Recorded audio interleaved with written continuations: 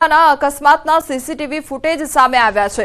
હવેલી ચોક નજીક વકીલ petrol pump નજીક આખો અકસ્માત સર્જાયો હતો। સ્કૂલ બસ અને બાઇક ચાલક વચ્ચે અકસ્માત સર્જાયો હતો। બાઇક ચાલકનું સારવાર દરમિયાન મોત નીપજ્યું છે। બાઇક ચાલક બસની સાઈડમાં આગળ જવા સમયે બસ અડફેટે આવતા બાઇક ચાલક પર બસ ફરી વળી હતી। મળતી માહિતી મુજબ બાઇક ચાલકને ગંભીર ઈજાઓ પહોંચી હતી। સારવાર માટે ભાવનગર ખસેડવામાં આવેલ, જ્યાં સારવાર દરમિયાન તેનું મોત નીપજ્યું છે। સંવાદદાતા વિજયસિંહ અમારી સાથે જોડાઈ ગયા છે। વિજયસિંહ, જે સ્કૂલની બસ અને બાઇક વચ્ચે અકસ્માત સર્જાયો, શું અપડેટ તને લઈને?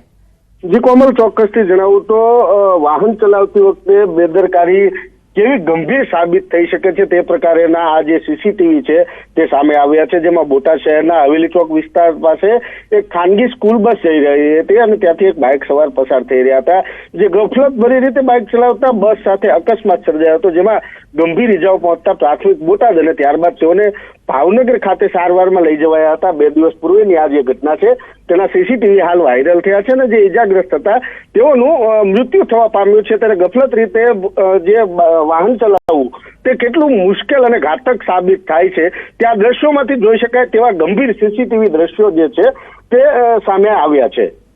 જી વિજયસિંહ, સમગ્ર માહિતી બદલ આપનો આભાર। તો બોટાદની આ ઘટના કે જ્યાં શાળાની જે બસ હતી તેના વચ્ચે અને બાઇક વચ્ચે અકસ્માત સર્જાય છે અને તે અંગેના સીસીટીવી ફૂટેજ પણ સામે આવ્યા છે, જ્યાં બાઇક ચાલકને ગંભીર ઈજાઓ પહોંચે છે અને ત્યારબાદ તેને સારવાર અર્થે ખસેડવામાં આવે છે, પરંતુ સારવાર દરમિયાન આ બાઇક ચાલકનું મોત નીપજે છે।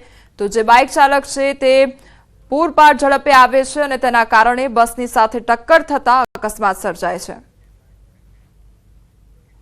સુરતમાં પણ અકસ્માતમાં ઘાયલ યુવકનું સારવાર દરમિયાન મોત નીપજ્યું છે। ઓલપાડના તળાદ ગામમાં 2 બાઇક વચ્ચે અકસ્માત સર્જાયો હતો।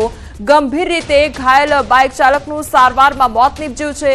પંકજ આહિર નામના મોપેડ ચાલકનું મોત નીપજ્યું। તો ગઈકાલે તળાદ ગામના પાટિયા પાસે સ્ટેટ હાઈવે ક્રોસ કરી રહેલ બાઇકને બીજા બાઇક સવારે ટક્કર મારી હતી।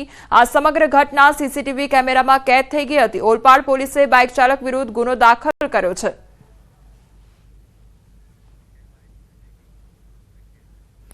નવસારી મહાનગરપાલિકાનું ક્રૂર વલણ સામે આવ્યું છે। મહાનગરપાલિકા વિસ્તારમાં આવેલ પાંજરાપોળમાં ગાયનું મૃત્યુ થતા ગાયને કચરાના ઢગલા સાથે ટ્રેક્ટરમાં ભરી લઈ જતો વિડીયો વાયરલ થયો છે। કચરાના ઢગલા સાથે મૃત ગાયને ભરીને લઈ જતા ગૌરક્ષકોની લાગણી દુભાઈ છે। એક તરફ ગાયને ગૌમાતાનો દરજ્જો આપવામાં આવ્યો છે, ત્યારે બીજી બાજુ મહાનગરપાલિકાના કર્મીઓ આ રીતે કચરાના ઢગલામાં ગાયના મૃતકોને લઈ જતા વિવાદ સર્જાયો છે। ગાયના મૃતદેહને લઈને જતા વિવાદ વકર્યો છે। કચરાના ઢગલા સાથે ગાયના મૃતદેહને લઈ જવામાં આવ્યો છે। સંવાદદાતા ભાવિન અમારી સાથે જોડાઈ ગયા છે। ભાવિન, આ ક્રૂર ઘટના જ્યાં ગાયના મૃતદેહને કચરાના ઢગલા સાથે લઈ જવાય છે, શું આ પ્રકારની કામગીરી થઈ રહી છે ત્યાં આગળ? ચોક્કસથી કોમલ, સમગ્ર ઘટનાને લઈને વાત કરવામાં આવે તો નવસારી મહાનગરપાલિકા બન્યા બાદ સૌ પ્રથમ આવો ક્રૂર ઘટના જે છે સામે આવી છે।